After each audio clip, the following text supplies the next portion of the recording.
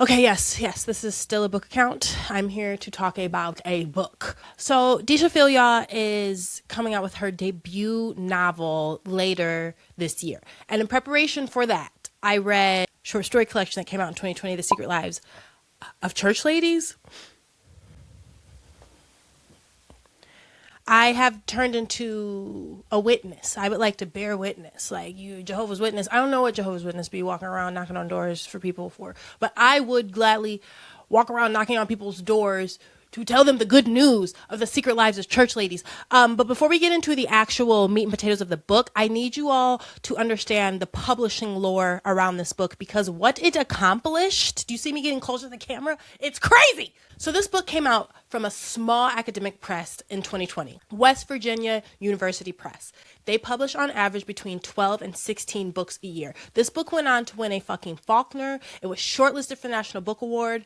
Do you understand? Between 2020 and 2025, count them, 0 books of fiction came out from a small academic press. The closest we're getting, I did a little digging, shout out to Wikipedia, the closest we're getting is Bloomsbury, and they publish 2,000 books a year.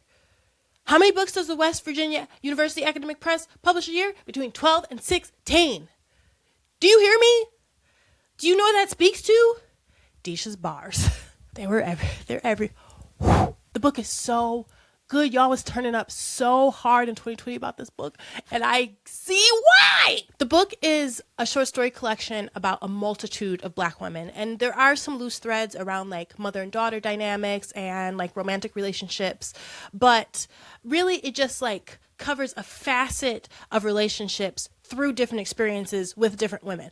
And when I say that Disha is when I'm talking about in it, with like the nuances that make relationships challenging, the nuances that make a relationship what it is, that make the relationship healthy or unhealthy, that make the relationship safe or unsafe. She is in it. She's in it. It's just like, it's so good. It's so good. There's this couple, and they're a queer couple, and they live someplace cold, and one of them is completely estranged from their family because of their queerness. The other one is not completely estranged, but like the family's not excited about them being queer, but they can still kick it with their family a little bit, and that causes some tension. That causes a little resentment.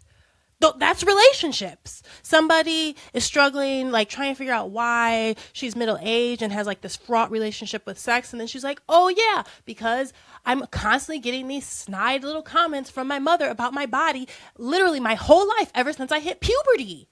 Ever since I hit puberty, the woman who was supposed to be making my life safe was actually the one policing my body. What? Yes, right?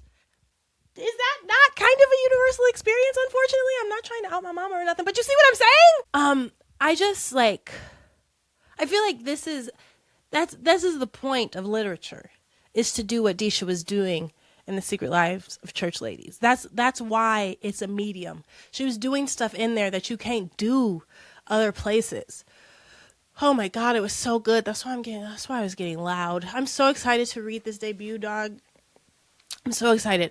It's like I have like 2 or 3 more things I think I need to read, and then that is next on my list, and I will report back. But yo, especially all y'all who liked Dominion. If you hadn't read, like if you just started on your reading journey, you like Dominion, pick up Secret Lives of Church Ladies. I'll talk to y'all later. Bye.